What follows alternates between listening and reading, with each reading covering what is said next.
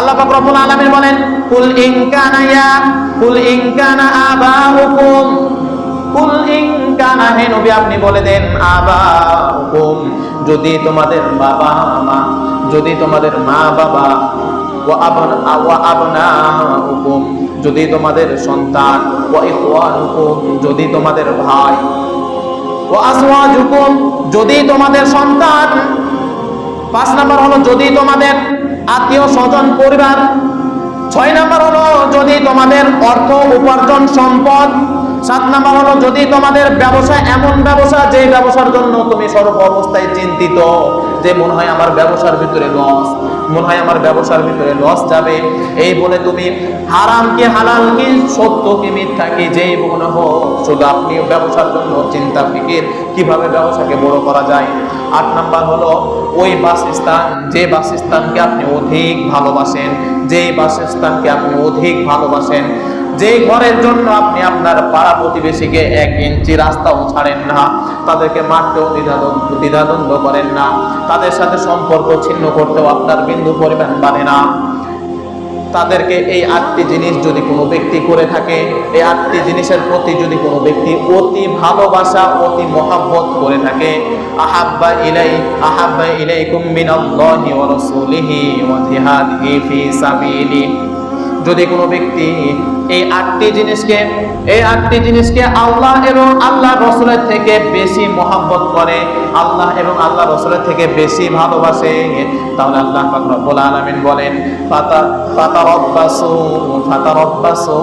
তাহলে তোমরা অপেক্ষা করো, ফাতারাব্বাসু, তাহলে তোমরা অপেক্ষা করো, হাত্তা, এই পর্যন্ত অপেক্ষা করো যে ইয়াতিয়াল্লাহু বিআমরি, আল্লাহ তাআলা তোমাদেরকে, আল্লাহ তাআলা তোমাদের উপরে গজব দিবেন।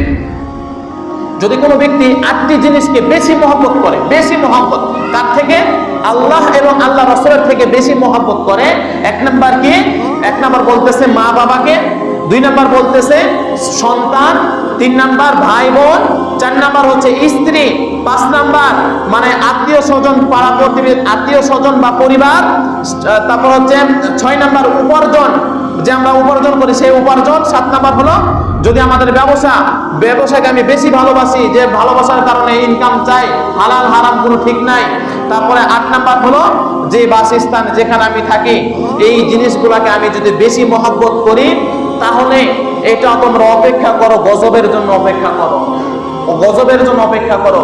আল্লাহ পাক রব্বুল আলামিন তখন আমাদেরকে গজব দিয়ে আমাদেরকে ধ্বংস করবেন, আমাদেরকে ধ্বংস করবেন, কারণ আল্লাহ পাক রব্বুল আলামিন আমাদেরকে সময় দিচ্ছে, সুযোগ দিচ্ছে, সব কিছু দেওয়ার পরেও যদি আমরা শুধরাইতে না পারি, সব কিছু দেওয়ার পরেও যদি আমরা ভালো হতে না পারি, মুত্তাকি হতে না পারি, তাকওয়াবান না হতে পারি, তাহলে তো আমরা হতভাগা।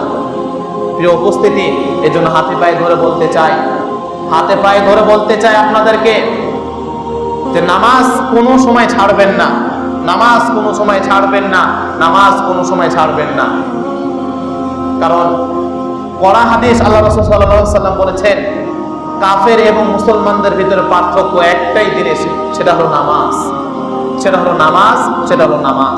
এখন যদি আপনি নামাজ না পড়েন, তাহলে আপনার এবং কাফের ভিতরে পার্থক্য কি থাকলো বলেন? আমরা কি কাফেরদের সাথে কেউ সম্পৃক্ত বা সামঞ্জস্য রাখতে চাই? আমরা কি কেউ রাখতে চাই না।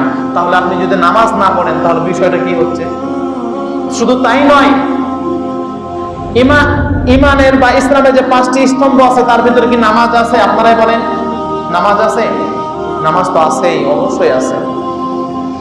নামাজ ছাড়া কোনো ব্যক্তি কিয়ামতের দিন মাফ পাবে না। প্রিয় উপস্থিতি, আর যদি কোনো ব্যক্তি যাররা পরিমাণ ঈমান নিয়ে কবরে যায়, আল্লাহ পাক রব্বুল আলামিন তাকেও একসময় জান্নাতে দিবে। তবে ওই যে ভেজালের থেকে কি ওকে পুরাইয়া, স্বর্ণের ভিতরে যদি কোনো ভেজাল থাকে, সেই ভেজালটাকে স্বর্ণকার কি করে? পুরাইয়া ও ভেজাল মুক্ত করে তারপর আবার কি খাঁটি স্বর্ণ হিসাবে তৈরি করে না? ঠিক অনুরূপভাবে আপনি মনে করেন মুসলমান, আপনি শুধু ঈমান এনেছেন, কোনো সৎ কাজ করেন নাই, তারপরে আপনার জান্নাতে যাওয়ার সুযোগ আছে, তবে কি তার আগে অগণিত দিন আপনাকে জাহান্নামের ভিতরে পড়তে হবে। এই দুনিয়ার আগুন আপনার সহ্য হয় না, জাহান্নামের আগুন কিভাবে সহ্য হবে? প্রিয় উপস্থিতি, ওই জাহান্নামের আগুন শরীরে ধরার চাইতে, কবরে মানে দাও দাও করে জ্বলার চাইতে এই দুনিয়াতে নামাজ পড়ে একটু কষ্ট অর্জন করি, হালাল উপার্জন করে একটু কষ্ট করে খাই। জান্নাতে তো আমার জন্য, জান্নাতের জন্য আমি যা চাইবো তাই পাবো আমি আল্লাহ তাআলার কাছে, সব কিছু পাবে। একজন মুমিন বান্দা জান্নাত আল্লাহ তাআলার কাছে কি পাবে? তার মনের যত আশা আকাঙ্ক্ষা আছে সমস্ত কিছুই আল্লাহ তাআলার কাছে পাবে। গোস্ত বলেন, দুধ, তারপর হচ্ছে মধু, সব কিছুই মুমিনদের জন্য আল্লাহ পাক রব্বুল আলামিন জান্নাতের ভিতরে ব্যবস্থা করে রেখেছে। আর আজকে আমরা এই দুনিয়াকে কামাই করার জন্য আল্লাহ তাআলাকে মাইনাস করে, মানে দুনিয়াকে প্লাস করতেছি। কিন্তু এটা মনে রাখেন যে কিয়ামতের দিন আল্লাহ পাক রব্বুল আলামিনও ওই আমাদেরকে জান্নাতকে মাইনাস করে জাহান্নামের ভিতরেই দিবে। জাহান্নামের ভিতরে কিন্তু আল্লাহ পাক রব্বুল আলামিন আমাদেরকে নিক্ষেপ করবে। যে উপস্থিতি, এইজন্য আজকের মেসেজ এটাই ছিল যে 8টি জিনিসকে সূরা তওবার 23 নম্বর আয়াত, এই আয়াতটা আপনারা বাংলা দেখবেন। 8টি জিনিস আল্লাহ পাক রব্বুল আলামিন 8টি জিনিসকে বেশি মহব্বত করতে নিষেধ করেছে। বেশি বলতে কার থেকে? আল্লাহ এবং আল্লাহ রাসূলের থেকে বেশি মহব্বত করতে না করেছেন। সেটা হলো কি?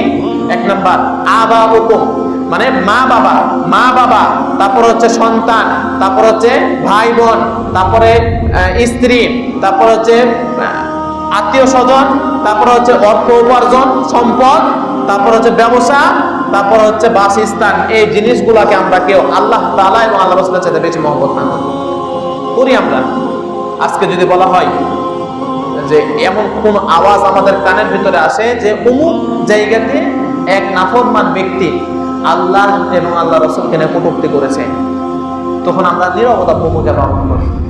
অথচ এই ব্যাপারে প্রত্যেক মুসলমান এবং মুমিনদের জন্য কঠোরতা পালন করতে হবে, নীরবতা না। যদি ওই আলো, মানে এই জিনিস শোনার পরে আপনি নীরবতা ভূমিকা পালন করেন, তাহলে আপনার অন্তর মরা, আপনার অন্তর জিন্দা না। তাহলে বোঝা গেল আপনি আল্লাহ তাআলাকে ওই পরিমাণ মহব্বত করতে পারেন নাই। যদি আপনি মহব্বত করতেন, যদি কোনো জায়গা থেকে এমন ঘোষণা আসতো যে আমার নবীকে এবং আমার আল্লাহকে নিয়ে কটূক্তি করেছে, সেই জায়গায় আপনার অন্তরের ভিতরে জ্বালা পোড়া যদি শুরু হয়, তাহলে আপনি মনে করবেন হ্যাঁ, আমি আল্লাহ এবং আল্লাহ রাসূলকে আমার এই সমস্ত জিনিসের চাইতে বেশি মহব্বত করি। আমাদের ভিতরে মাঝে মধ্যে দেখবেন এমন কেউ মানে উস্কে দেয়, আমরা মুসলমানকে উস্কে দেয়। কিন্তু তো প্রিয় উপস্থিতি, আমরা এই সমস্ত কাজগুলোতে আমরা কেউ মানে ঠাই দিব না এবং তাদেরকে আমরা কোনো সময় রক্ষা করবো না।